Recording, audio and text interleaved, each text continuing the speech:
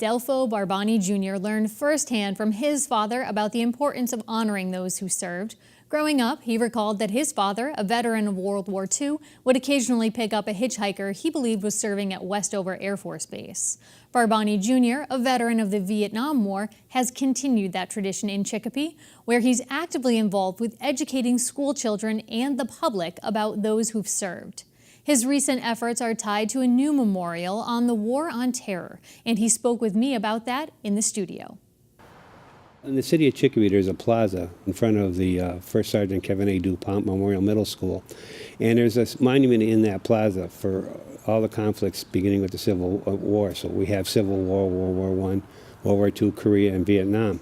And when Captain Maloney was lost in Afghanistan in 2005, we began putting a pseudo-monument aside of the World War I monument. It was a cross made out of red carnations, and then for Captain Maloney, we had inserted a white carnation, and then we lost Sergeant Newsom and Sergeant Wilson and Kevin DuPont. So we added those each time we lost somebody. We added the white carnation. So when Operation Iraqi Freedom and Enduring Freedom were over, we started talking about putting in a monument for what would be, at that time, we thought the global war on terror. So something a bit more permanent than just the floral monument you had been using. That is right. To replace, we had been using a pseudo-monument since 2005. We were going to install a hard monument. And then as it evolved, we realized that Sergeant Riviere was killed in the Beirut bombings in 1983. And that certainly, to me, was an act of terror that was directed against us from the same basic source.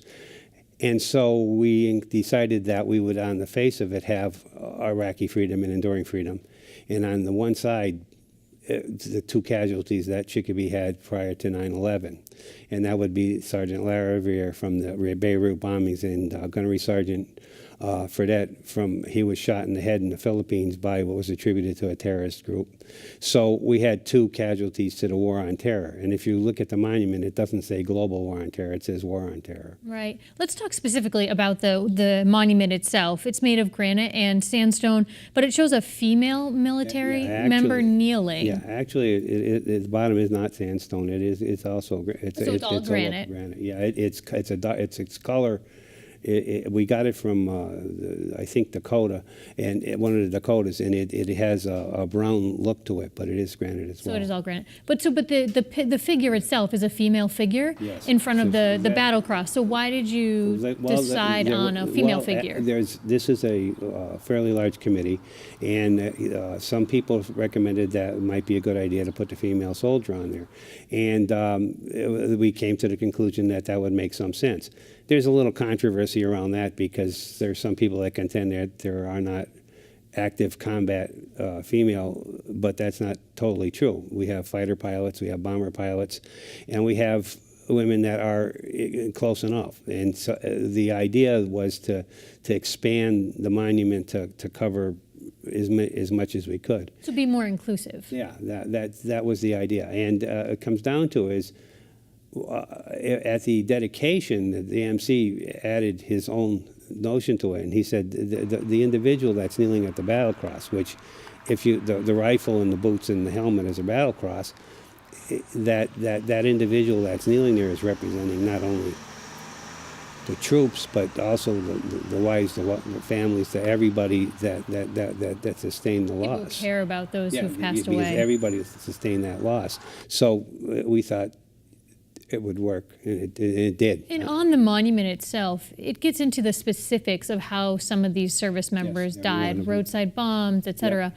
Did the committee discuss whether it was proper to include such graphic details? Well, we did. We felt that it was important to include that because one of the main idea of having a monument is that you recognize the sacrifice that those individuals made. Some people think it's like glorify war or something. That's not what it's about. What it's about is these people went and stood and were lost. And the manner in which they were lost, we felt was significant that historically people be aware of that. All the monuments in the plaza do have all kinds of history on it about the different ways the conflicts occurred and why why they're there, why the monuments are there, and that recognition. So we just felt it was important that people understand how they were lost. Now, the U.S. government defines the war on terror as beginning after September 11th or as a result of September 11th.